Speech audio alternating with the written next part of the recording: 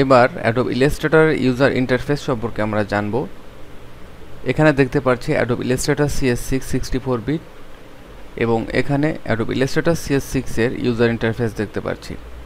বাম পাশে আমরা দেখতে পাচ্ছি যে টুলগুলা রয়েছে, এটি আমাদের টুলবার এবং এটাকে আমরা ক্লপস এবং এক্সপ্যান্ড করতে পারবো এবং ডিফল্ট অবস্থায় আমরা এখানে ক্লপস দেখতে পারবো, কারণ আমাদের এখানে স্ক্রিন রেজুলেশন রেকর্ডিং খুব অল্প ডাইমেনশনে করা হচ্ছে, যার জন্য আমরা এখানে এক্সপ্যান্ড করে রেখেছি।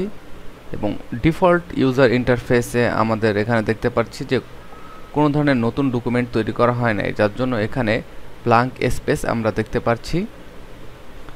এরপর সবথেকে উপরে অন্যান্য অ্যাপ্লিকেশনের মতো রয়েছে file, edit, object, type, select, effect এবং এখানে আরও রয়েছে ভিউ, উইন্ডো এবং হেল্প।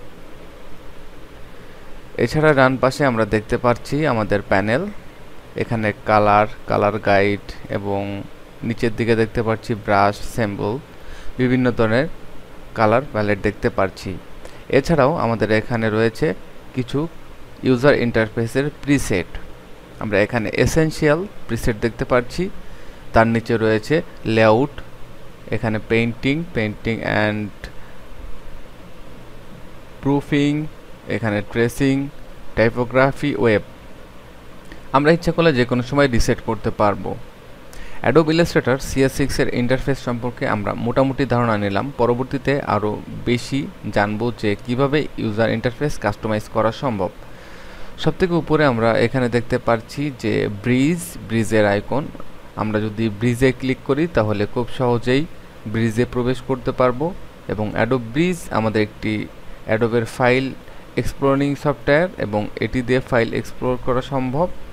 আমরা এখানে দেখতে পাচ্ছি আমাদের অ্যাডোব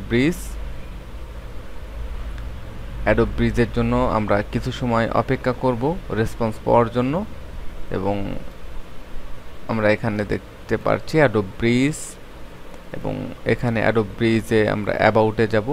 এটি আমাদের 64 বিটের অ্যাডোব ব্রিজ।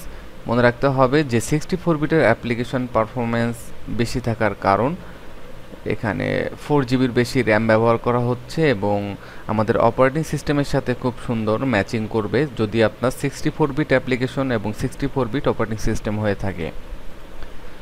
তো আমরা দেখলাম যে অ্যাডোব ইলাস্ট্রেটর CS6 এর ইউজার ইন্টারফেস। নেক্সটে আমরা অ্যাডোব ইলাস্ট্রেটর CS6 দিয়ে কিভাবে কাজ করতে পারবো সেটি নিয়ে আলোচনা করব এবং এখানে আমরা আরও একটি জিনিস ভালো করে জেনে নিই। অ্যাডোব ইলাস্ট্রেটর CS6 64 বিট হওয়ার কারণে আমরা এখানে ইফেক্ট এবং এখানে যে ইফেক্ট গ্যালারিগুলো দেখতে পাচ্ছি, যদি কেউ 32 বিটের প্লাগইনস ইউজ করতে চান অতিরিক্ত, সেই ক্ষেত্রে অবশ্যই অ্যাডোব ইলাস্ট্রেটর 32 বিট অ্যাপ্লিকেশন ব্যবহার করে থাকবেন। আমরা ট্রেনিংটিতে অ্যাডোব ইলাস্ট্রেটর CS6 64 বিট ব্যবহার করছি, যার জন্য আমরা এখানে কোনো থার্ড পার্টি প্লাগইনস ব্যবহার করব না।